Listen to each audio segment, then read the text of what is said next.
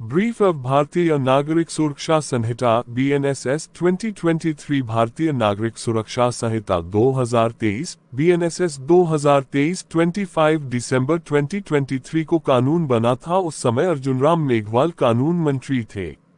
इस कानून का उद्देश्य भारत के नागरिकों के लिए सुरक्षा, अधिकार और न्याय तंत्र को बढ़ाना है।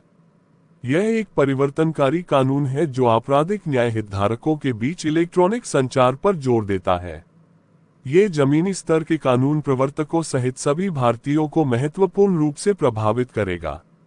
इसलिए हमारे लिए इस अधिनियम की व्यापक समझ होना और परिवर्तनों के लिए तैयार रहना आवश्यक हो जाता है।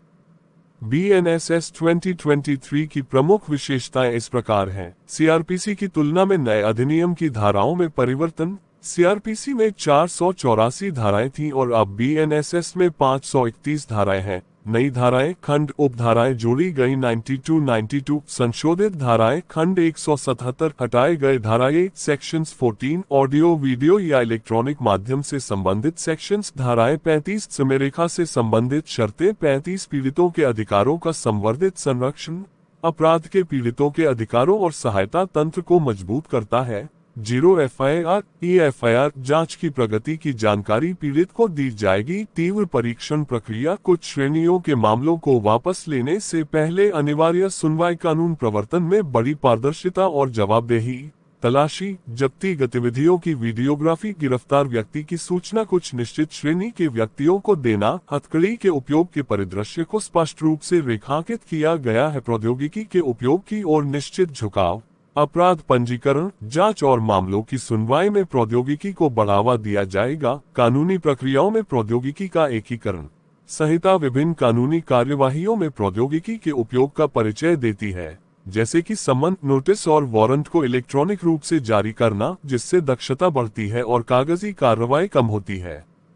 कुछ मामलों में वैज्ञानिक जांच के लिए फोरेंसिक का अनिवार्य उपयोग। सुव्यवस्थित कानूनी प्रक्रियाएं, डिजिटल केस प्रबंधन, न्यायपालिका में देरी को कम करने और दक्षता में सुधार करने के लिए डिजिटल केस प्रबंधन प्रणाली पर जोर। छोटे मोटे अपराधों को अपराध से मुक्त करना। बेहतर हिरासत एवं हिरासत प्रथाएं।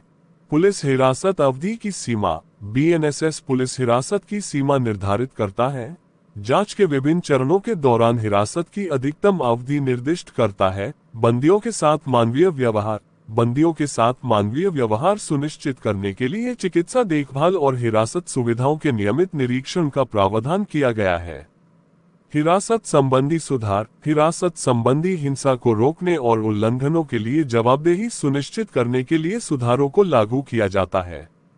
किसी महिला की गिरफ्तारी की जानकारी उसके रिश्तेदारों, दोस्तों या नामित व्यक्ति को दी जानी चाहिए। BNSS 2023 एक दूरदर्शी कानून है जिसका उद्देश्य एक सुरक्षित, अधिक न्यायपूर्ण और समतापूर्ण समाज बनाना है।